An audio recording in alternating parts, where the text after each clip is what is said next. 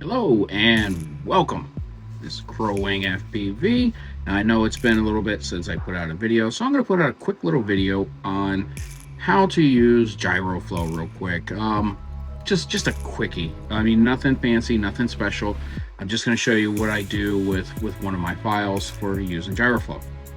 Now, for this video, I'm going to be using my SMO 4K. You know, I found it sitting on my shelf, and I have my 4-inch long range. And I figure, what the hell, I might as well throw it out there and play around with it. And normally in the past, I would just simply use my SMO or my Insta360 Studio.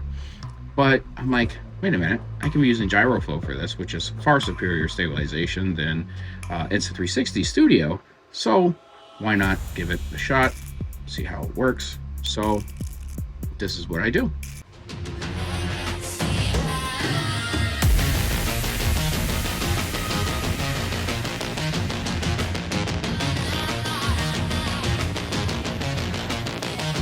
Let's get started with this. And first thing you gotta do, of course, is open up Gyroflow, which I have done here. Now the version I'm using is Gyroflow version 1.3.0 beta.2, which is the latest version at this time. Now, once that's open, you go ahead and grab your video files here, one at a time. I'm gonna grab this one here and simply drag and drop it, just like so. And ignore the 3D printers in the background that are printing. They never stop. Anyway, you come over here to lens profile, hit SMO 4K, and as you see right here, it says 16 by 9, 3840 by 2160. Right here, 3840 by 2160. Select that. Now, you can go through and you can do an auto sync where it puts out, let's say, 5 sync points throughout the whole video.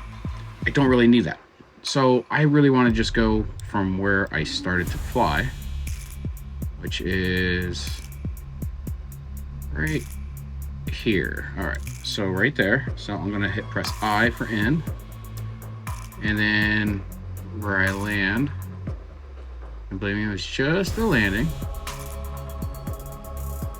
right before I land, actually, because we don't need anything more than that. I'm gonna hit O for out. And there you go. As you see, it creates this whole little section right here. And in here, you can just simply click auto sync. But I'm going to show you a little something else. When you're dealing with these files and you have a camera that you know does good gyro, you don't need a whole bunch of gyro points. You don't need a whole bunch of synchronization points. All you need are 2, one at the beginning, one at the end. So here and here. So I'm going to come right here, I'm going to right click, and I'm going to hit auto sync here. It's going to create one, and I'm going to come right over here and click auto sync again. There we go. So now I'm going to start my file, and as you see, it is completely stabilized. Now, this is it with it not being stabilized, and that is stabilized. So it's just 2 little points, one at the beginning, one at the end. I'm using my phone, I apologize, and it's got motion, you know, a ton of gimbal with motion and everything like that. It's kind of cool. Anyhow, but yeah, that's all you have to do. So I'm going to show you how it would work is if you did it without that. So let's go ahead and back it out.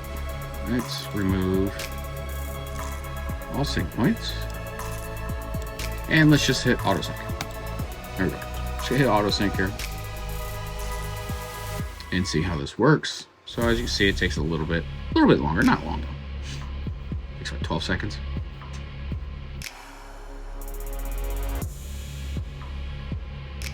All right, here we go. So as you can see here, I don't have one after I started to fly.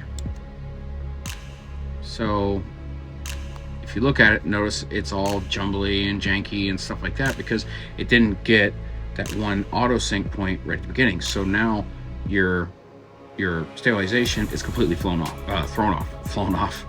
pun intended, is completely thrown off at this point because it's not syncing up properly to all the other ones until you get to your next sync point.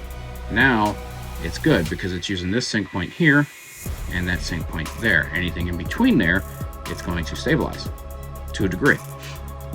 But now once we skip over to here, you're gonna notice the stabilization kind of gets wonky again. It's not as smooth as it should be. And that's because there's no sync point before I land. It's only until after I land. So let's go ahead and fix this real quick. So if this is what you did and this is how you want to do it, it's an easy way to fix it. And again, it's just adding a manual sync point. So we can just simply come right here, add a sync point right to there, and add a sync point right to there.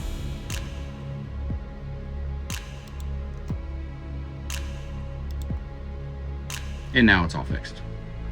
So you're still adding the sync points at the two exact same spots in order to smooth out your video. So that's why I don't really use auto sync when it comes to flying with my SMO 4K or my Insta360 1Rs. Now with other cameras that are out there, I probably will use more auto sync points because there's drop frames. So there's issues with frames dropping and all that other stuff, and you pretty much have to resync it again after those points. Where with the Insta360 1R and SMO 4K, you don't have to worry too much about that at all, especially like, or a GoPro, for instance, you don't have to worry about that because they're actually a little bit higher quality of the camera and they do a better job with the gyro data. So hope that helped. And here is the full-on version of my flight.